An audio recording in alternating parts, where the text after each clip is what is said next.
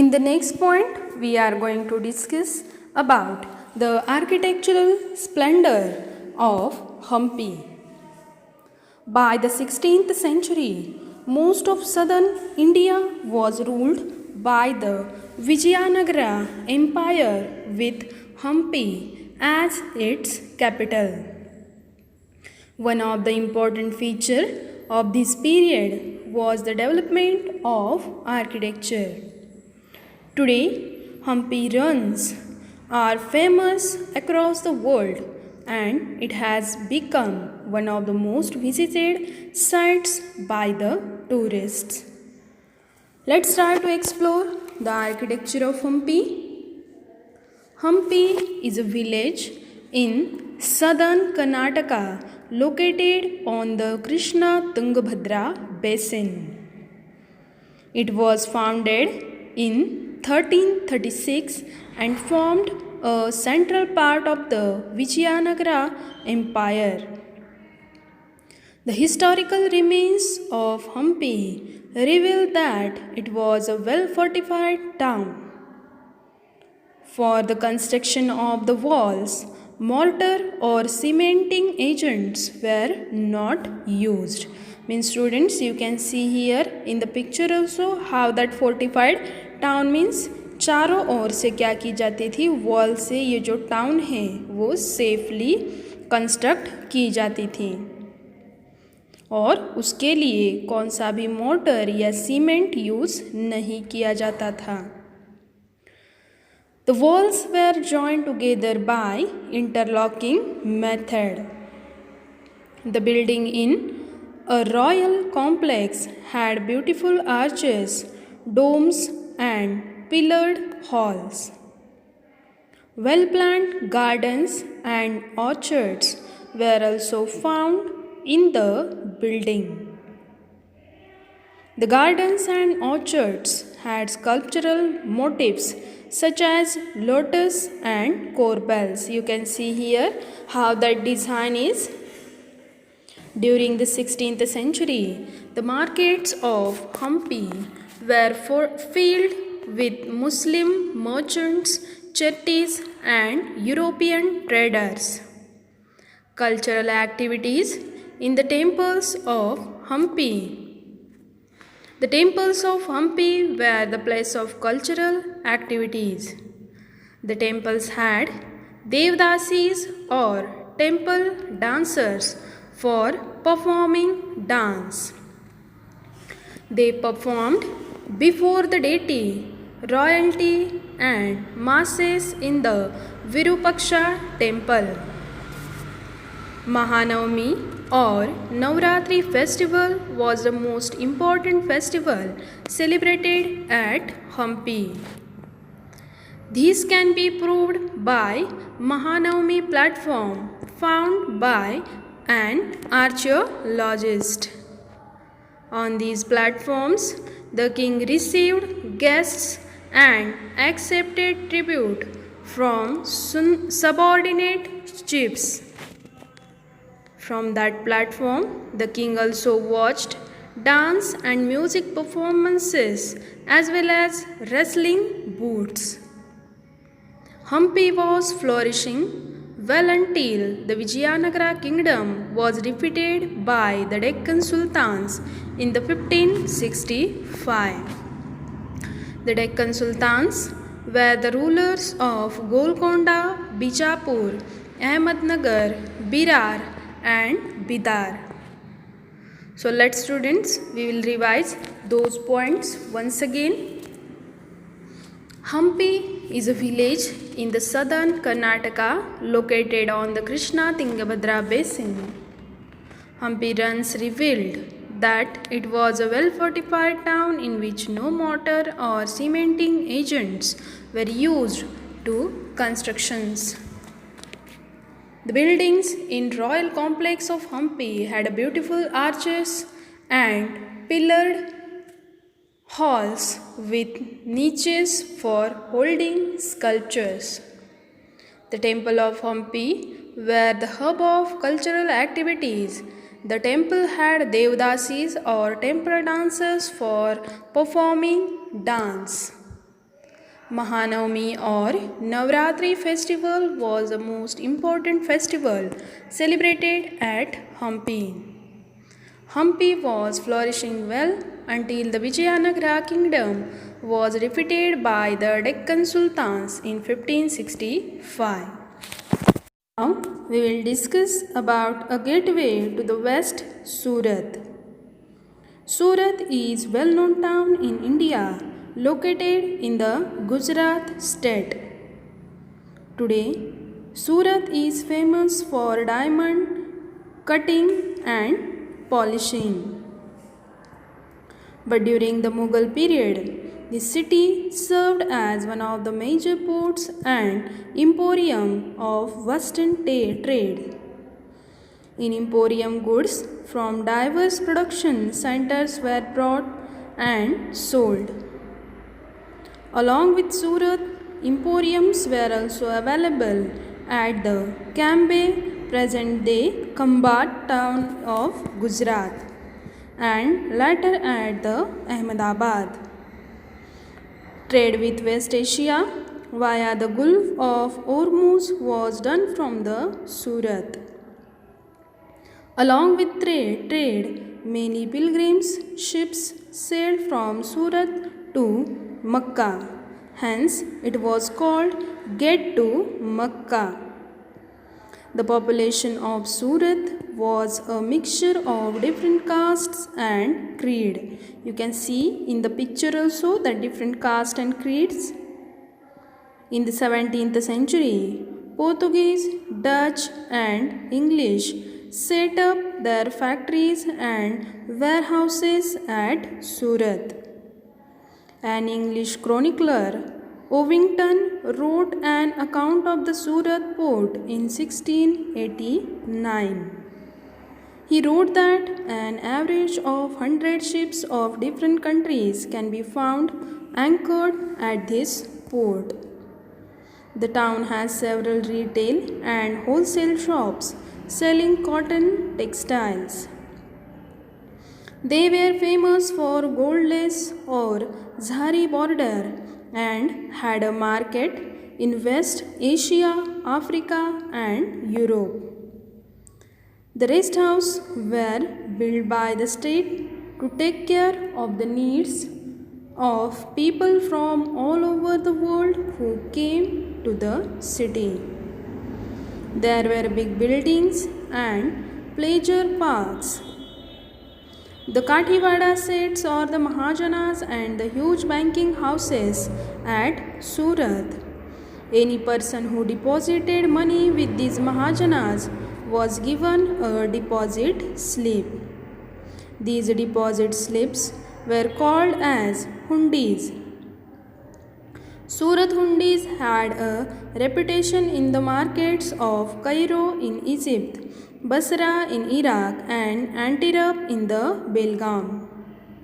But by the end of the 17th century, markets and productivity of Surat started to fall. The reason for this fall was the decline of the Mughal Empire in India. The Portuguese controlled the sea route. अब Portuguese लोगों ने क्या किया कि ये जो सी root है वो कंट्रोल करना शुरू किया. The Surat had to face competition from Bombay which was the headquarters of East India Company. So let's students, we will revise that points once again. Surat in Gujarat was the emporium of western trade during the Mughal period. There was no discrimination on the basis of caste or creed. The city was multiracial and people of all castes and creeds lived there. According to the chronicles of Ovington, 100 ships of different countries could be found anchored at the port at any given time. Hundis or the deposits slips were honored in the markets of Cairo in Egypt, Basra in Iraq and the Antwerp in Belgaum. In the 17th century, Surat began to decline because of the loss of markets and productivity due to the decline of the Mughal Empire. So I hope students you understood about that point. In the next point, we are going to learn about fishing in troubled waters, Masulipattanamu. Machilipattanam derived its name from the constructions of a gateway to the town decorated with the eyes of a fish. It was founded in the 14th century by the Arab traders in their way from the Red Sea to southern India. It was flourishing seaport on the east coast during the time of Satavahanas. Later, in the 17th century, it was a center of French, British, and Dutch trades. Let's see how Masulipattanamu developed as a trade center. Masulipattanamu was an important port of the Andhra coast, so the Dutch and English East India companies tried to control it. Even a fort was built by the Dutch company at Masulipattanamu. The Qutub Shah, ruler of Golconda, imposed monopolies on the sale of textiles, spices, and other items. They did so because they did not want the entire trade to go into the hands of the East India companies. There was competition between trading groups like Golconda, nobles, Persian merchants, Telugu Komati, Chettis, and European traders. The competition between these various trading groups made the city prosperous and popular. Later, the Mughal tried to extend their power to Golconda. So the Mughal governor Mir Jumla made the Dutch and the English fight with each other for power. Finally, from 1686 to 1687, the Mughal Emperor Aurangzeb conquered Golconda and extended his power. Since Mughals controlled the area, European companies started looking at the other places for the trade. European companies felt that it was not enough if ports had connections with the production centers of the hinterland. It was felt that new company trade centers should combine political, administrative, and commercial roles. Slowly, the company traders shifted their trade from Masulipattanamu to Bombay, Calcutta, and Madras. With this move, Masulipattanamu lost its merchants as well as the prosperity. In the present day, this city is not more than a broken little town. So, the next point we are going to learn about emergence of new towns and traders. During 16th and 17th centuries, there was huge demand of spices in Europe. The Indian spices and textiles were very popular in Europe and West Asia.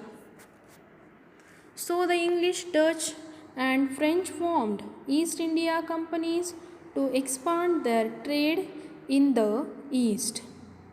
They faced competition by some of the Indian traders like Mullah Abdul Ghaffur and Virji Vora, who have large ships.